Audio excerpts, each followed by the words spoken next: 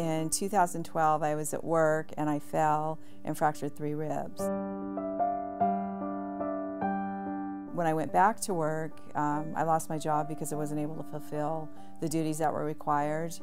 And then shortly after that, I lost my apartment. I had an apartment on the Boulevard in Fairhaven. Some friends had a pop-up tent, which I lived in from January to June of 2012. And during that time, I had this really aggressive skin cancer that had come back. All these things, all these health issues.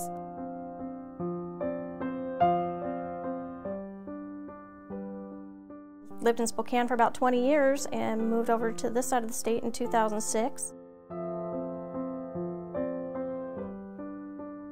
Was fortunate to get pregnant with my son, and he's now 8 years old.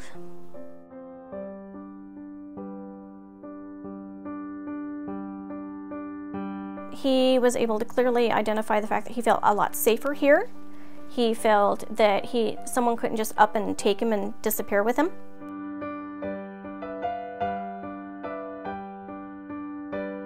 If you don't have a place to live, and you don't have a place to shower and, take care of yourself and eat properly, you can't do the other things that you need to be able to, just survive and succeed.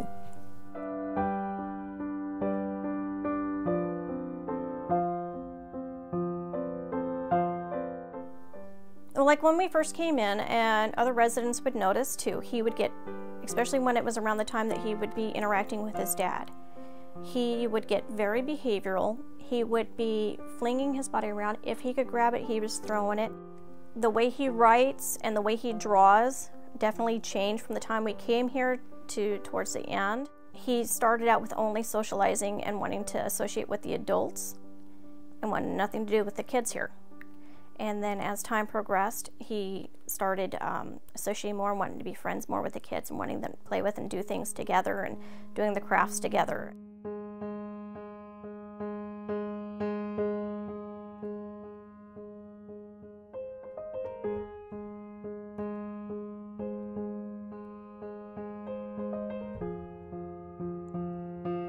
Somebody was the queen of finger painting last week. Is that her? You! You!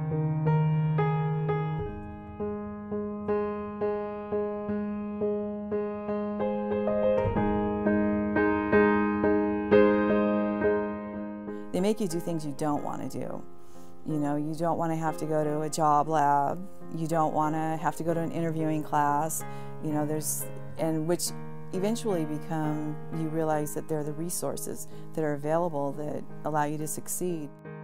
I didn't feel like I was just stuck.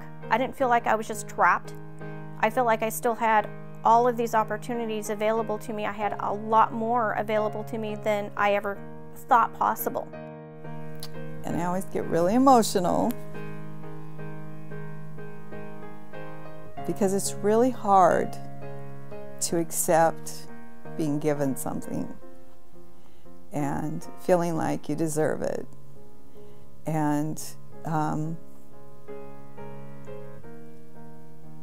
they have treated me with dignity and they've given me hope. And that's a really nice thing.